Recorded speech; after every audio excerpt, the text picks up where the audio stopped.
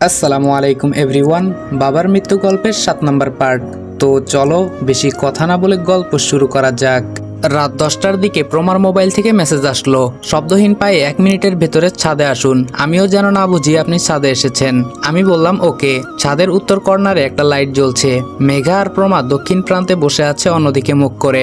এখন সেখানে যেতেও পারছি না। আমি গেলে নিশ্চিত বুঝে যাবে। আমি গেটের কাছ থেকে লাইটের সুইচটা অফ করে দিলাম। একদম আস্তে আস্তে সেখানে গেলাম, তাদের থেকে একটু দূরে। ফুলের টবগুলোর কাছে গিয়ে বসলাম, যেন বুঝতে না পারে। মেঘা বলল, হঠাৎ বিদ্যুৎ চলে গেল কেন? প্রমা বলল, আরে বিদ্যুৎ যায়নি, মনে হয় লাইট নষ্ট হয়ে গেছে, জোনাকির আলো আছে তো। মেঘা বলল, হুম। প্রমা বলল, আচ্ছা তুই কি সত্যি সিদ্ধান্ত নিয়েছিস বুড়োটাকে বিয়ে করবি? মেঘা বলল, তাছাড়া আর উপায় নেই। প্রমা বলল, মেঘ ভাইয়া তোকে এত পছন্দ করে, ওনার কথা একটু ভাববি না? মেঘা বলল, তুই যেভাবে বলছিস আমি বোধহয় ওনাকে ভালোবাসি না। প্রমা বলল, তাহলে আবার সিদ্ধান্ত অন্যদিকে নিয়ে যাচ্ছিস কেন? যে কোনো একটা সিদ্ধান্ত নে। মেঘা বলল, আমি কিছুই ভাবতে পারছি না, বিয়েটাও আটকাতে পারছি না, মেঘকেও কিছু বলতে পারছি না। প্রমা বলল, তোর ভাইদের একটু বলে দেখলেই তো পারিস। মেঘা বলল, দেখ প্রমা, এখানে মানবিক কারণও জড়িয়ে আছে। উনি আমাদের কঠিন সময় এসে পাশে দাঁড়িয়েছিল। ভাইয়ারা আমার মতামত নিয়ে সিদ্ধান্ত নেননি, মানবিক দৃষ্টিকোণ থেকে সিদ্ধান্ত নিয়েছেন। আমার ইচ্ছে বা মতামত সেখানে তুচ্ছ। প্রেমা বলল, তো মেঘ ভাইয়া প্রপোজ করার পর কান্না করছিলি কেন?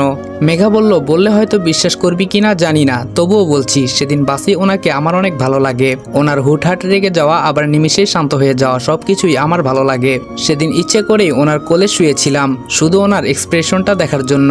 ঘাটের কাছে আসতেই বুড়োটা মেসেজ দিল সে নাকি স্টেশনে দাঁড়িয়ে আছে।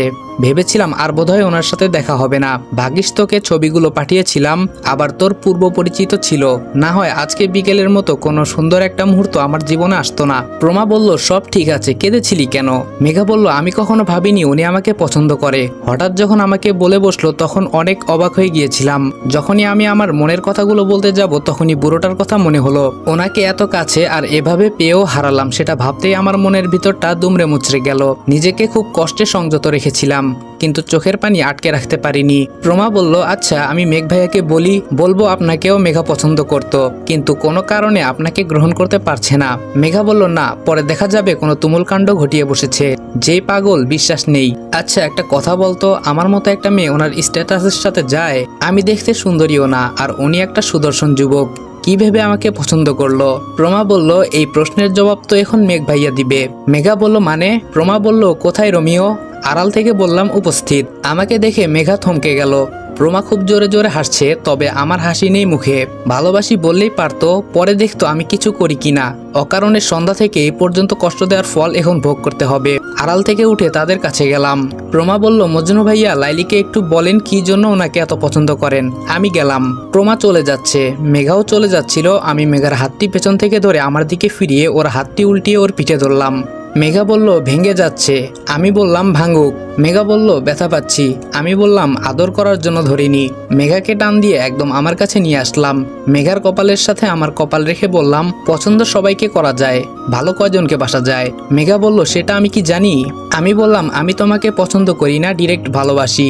মেঘাকে কিছু বলতে না দিয়ে হাতের মাঝে আবার হালকা করে চাপ দিলাম। মেঘা চিৎকার করে উঠলো হালকা করে। আমি বললাম, যতক্ষণ না বলবে ভালোবাসি ততক্ষণ আর ছাড়ছি না। মেঘা বলল, ভালোবাসি বললেই তো আর ফিউচারে মিলন হবে না, অযথা দুজনের কষ্ট পেয়ে কি লাভ? আমি বললাম, সেটা বিধাতা জানে মিলন হবে কি হবে না। মেঘা বলল, আপনি বুঝতে পারছেন না। আমি বললাম, দেখো মেঘা, এমনি চারদিকের চিন্তায় আমি নিজের ভেতরে নিজে শেষ হয়ে যাচ্ছি। এর মাঝেও সন্ধ্যা থেকে এই পর্যন্ত তোমাকে নিয়েছিলাম দুশ্চিন্তায়। মেঘা বলল, আমিও আপনাকে নিয়ে কম চিন্তা করিনি। আমি কি চাই না আপনার সাথে থাকতে? আমি বললাম, তাহলে পালিয়ে বেড়াচ্ছ কেন? মেঘা বলল, ভাগ্য দোষে। আমি বললাম, এই পরিবারের ঝামেলাটা আগে কাটিয়ে নেই, তারপর বুড়োটাকে দেখছি। মেঘা বলল, আপনার হাত ভেজা লাগছে কেন? আমি মেঘার হাতটি ছেড়ে দিলাম। অনেকক্ষণ যাবতই লক্ষ্য করছিলাম হাতে ব্যথা, তবুও ধরে রেখেছিলাম। মেঘা বলল, এ কি, আপনার হাতে রক্ত? আমি বললাম, চুপ, এত উত্তেজিত হওয়ার কিছুই নেই।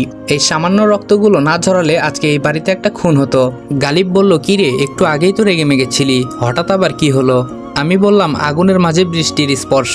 গালিব বলল, মানে? আমি বললাম, মেঘা। গালিব বলল, তাহলে কনফার্ম? আমি বললাম, হুম, কিন্তু একটু প্রবলেম আছে। গালিব বলল, এখন আর কোনো প্রবলেমের কথা শুনতে চাই না। আমি বললাম ঠিক আছে, আমি না হয় আমার সমস্যা সমাধানের পথ খুঁজি। গালিব বলল কয়টা সমস্যা সমাধানের পথ খুঁজবি তুই? আমি বললাম ওয়েট, মুন্নির হাজবেন্ড কি করে? গালিব বলল সে ঢাকাতে চাকরি করে, ছুটি পেলে এই বাড়িতে চলে আসে, নিজের বাড়িতে যায় না। আমি বললাম ওর বাবা মা নেই?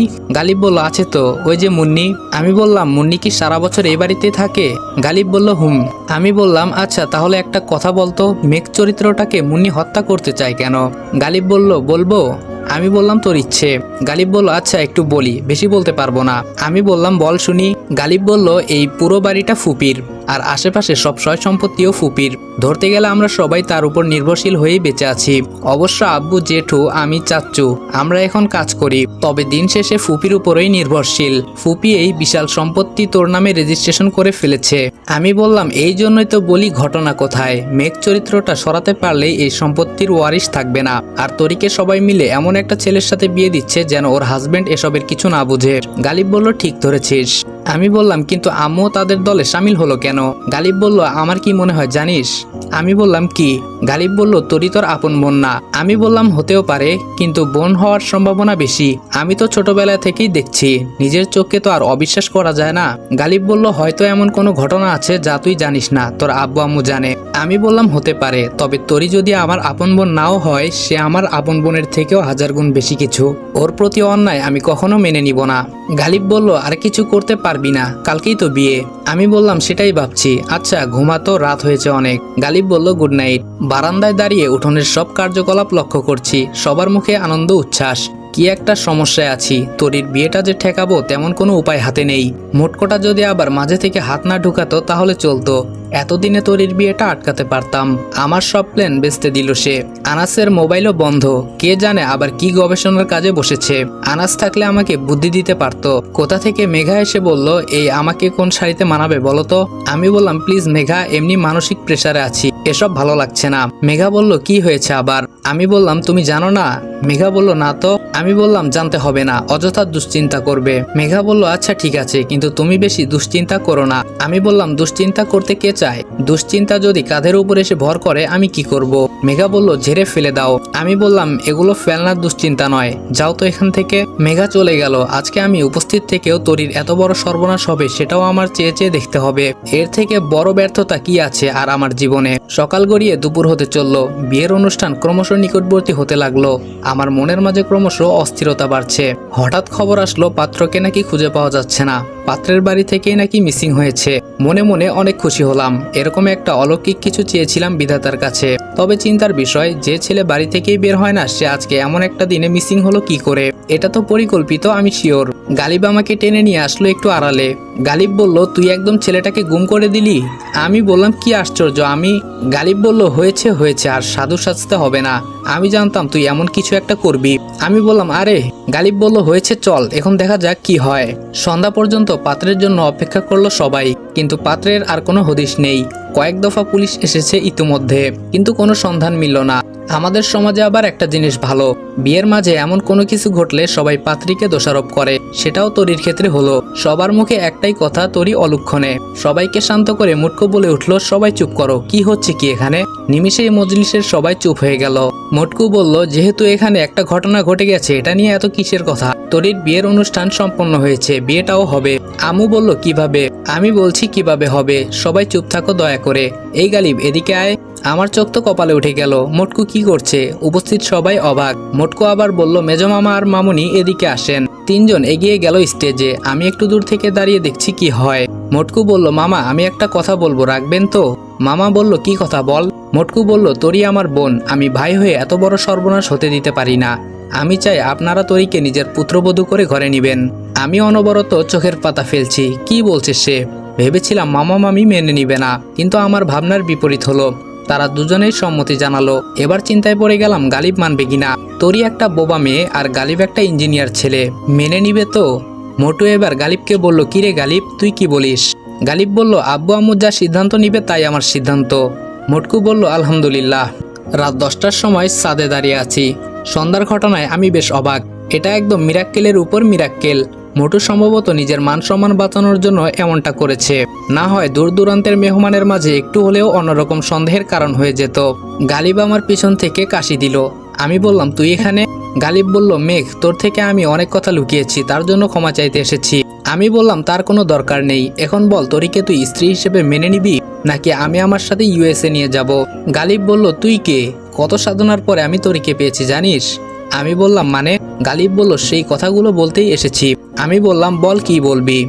গালিব বলল, তরিকে আমি অনেক আগে থেকে ভালোবাসতাম। আমি ছোট্ট একটা কাশি দিয়ে বললাম, আমি তরির বড় ভাই। গালিব বলল, এটা ভুলে গেলে চলবে না, তুমি আমার বেস্ট ফ্রেন্ডও। আমি বললাম, তবুও। গালিব বলল, আগে কথা শোন। আমি বললাম, বল। গালিব বলল, তরিও আমাকে পছন্দ করে, কিন্তু কোনোভাবেই পরিবারকে বলার সাহস পাচ্ছিলাম না, কেননা পরিবারের সঙ্গে তরির অবস্থানটা দেখতেই পাচ্ছিস। আমি বললাম, আমার থেকে লুকিয়েছিলি কেন? গালিব বলল, বোনটা তোর, যদি তুই না করিস তখন বন্ধুত্বের সম্পর্কটা নষ্ট হবে। আর আমার সম্পর্কটা মুন্নিয়াপু জেনে গিয়েছিল। আমি তার অনেক কুকর্মের কথা জানতাম, কিন্তু প্রমাণ ছিল না। আর মুন্নিয়াপু আমার আর তরির একসাথে অনেকগুলো ছবি তুলেছিল, সেগুলো দিয়ে ব্ল্যাকমেল করত। বলেছিল তার এসব কথা যদি প্রকাশ করি তাহলে আমাদের সম্পর্কের কথা বলে দিবে, তাই তোকে কিছু বলিনি আগে। আমি বললাম, এই জন্যই মাঝে মাঝে কান্না করতি? গালিব বলল, আমি তো মনে করেছিলাম হারিয়ে ফেলবো।